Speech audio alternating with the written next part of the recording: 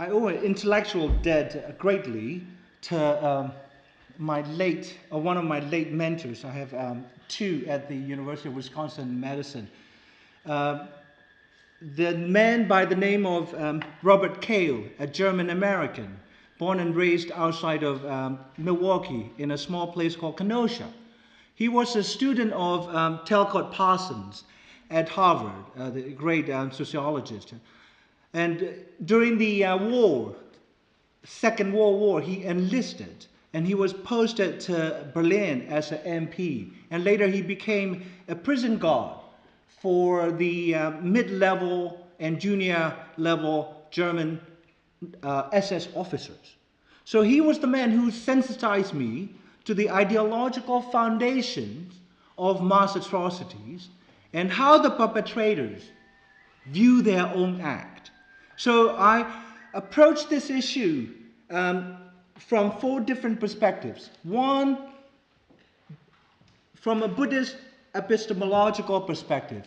For a Buddhist, epistemologically, a deed has three legs. Mental leg, we call it mano.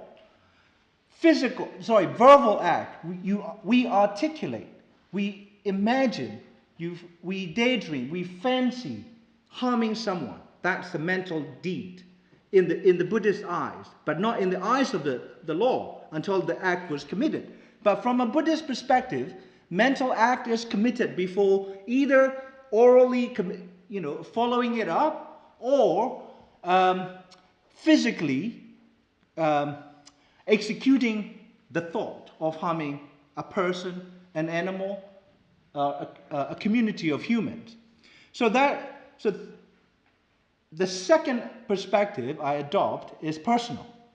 It is personal because not as a generic Buddhist person, but as someone whose family friends, childhood friends, and university friends were personally involved at all levels of genocide, from drafting the 1982 citizenship law to serving as the security chief to being founders of Nasaka, which is, I would say, retrospectively, the Burmese equivalent of Gestapo for the Rohingyas.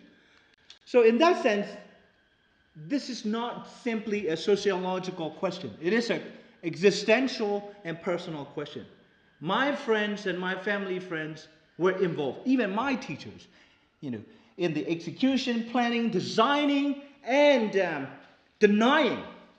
Yeah? Denial is part of genocide. Thirdly, in the sociological framework, the foundational act is what Daniel called stigmatization. But what I call, agreeing with him in spirit, the creating or constructing an existential enemy. Yeah? Why do Buddhists kill? No, Buddhists do not kill. Buddhists eliminate the existential threat. See, that is how they do mental acrobatic. They do not think that they are guilty in their own Buddhist framework because although they are the attackers, they are defending themselves, defending against the existential threat. See, that is something that is crucial to understand. How perpetrators process their evil deeds. And then finally, the fourth perspective will be historical perspective. Everything has a history. Everything is rooted in the past and the time. So I'm going to run through some slides, but those four things are my main points. As a whole, the Burmese military leaders, I would say since the early 1970s, or even earlier, have always felt demographic existential threat to Burma because we are sandwiched between two giant neighbors, India and China.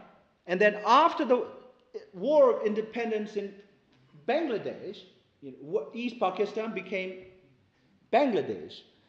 There was influx of Hindu Bengali. Yeah?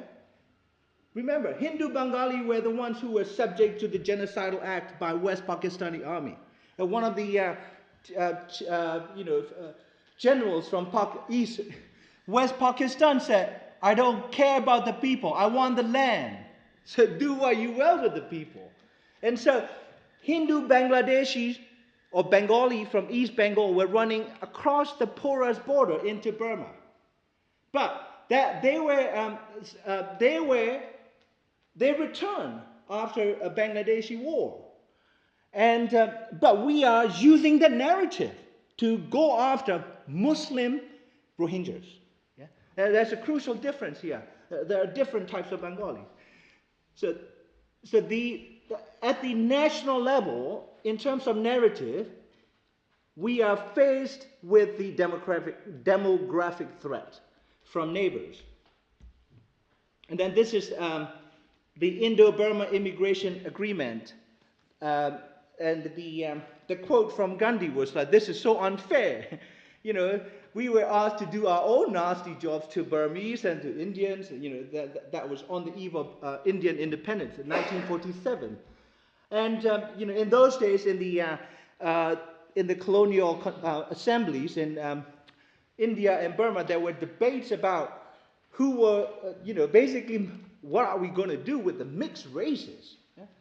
And the people in those days, like the borders were going to be drawn, and there was a question of who's going to go where and who's going to become which part of the newly independent countries. And now, personal. I've worked with this gentleman, ex-General Kinyon, in 2003 until his downfall in 2004. And I worked with him openly after declaring that the policy that Aung San Suu Kyi endorsed and the whole Western world supported, which was essentially political, diplomatic, cultural isolation of Burma and economic sanctions bit. But what I worried more was the political and cultural isolation of a country. You don't help democratize a country by isolating it from the world community. So I openly broke ranks with the entire Burmese opposition to work with this man without knowing what he was doing. And I did not come to the realization what we were doing to the Rohingyas, you know, a few years after my cooperation with him. Yeah? And see, look at here, what I want to show in the next few slides is Buddhist Sangha, or the order, and all the available state and, in quote, civil society institutions were mobilized by the military-controlled state. Here's the thing. Just simply because different communities hold prejudices towards others who are different do not automatically trigger a genocidal act. There has to be a mobilization. Yeah? That mobilization, in the case of Burma, is done most centrally by the state. And the state, the military leaders, they co-opt and they mobilize the racial and religious prejudices that exist and pervade within the Burmese Sangha. So, okay, 1 minute? 1 minute. Okay. There is a racist element. The issue of Rohingya has been framed as a demographic explosion. Yeah? The Muslims procreate like rabbits. That's, you know, that's a myth that the Burmese have created, and that's a myth that is extremely effective. The Islam allows 4 wives, and that, you know, one family would have like 80 children. Yeah, and yet the Burmese military wanted to increase the population up to 100 million to withstand the population pressure from neighboring countries. Yeah, and so what they were motivated by was not the demographic issue. That was a race issue or religion issue. Here you see a truckload of Bangladeshi-born Rakhine Buddhists coming openly to the Burmese side, the Burmese authorities and others providing everything, yeah, while we were attempting to eliminate the Muslim population that have been there for centuries or generations. And the Burmese also approved 60,000 ethnic Han Chinese and named them a new ethnic identity while attempting to erase the Rohingya identity from Aung San Suu Kyi down to the streets level. So finally, these are the organs that the state has mobilized, the media, the social forces, and then this point is so important, and I'll stop there. Over the last 55 years or 60 years, the population ratio in Arakan state between the Muslims and the Buddhist Rakhines have remained relatively very stable. Yeah? And yet, the population is fed with this manufactured and blatant lie to justify framing, constructing the Rohingyas in particular, and Muslims in general, as an existential threat to the Burmese way of life, the Burmese population.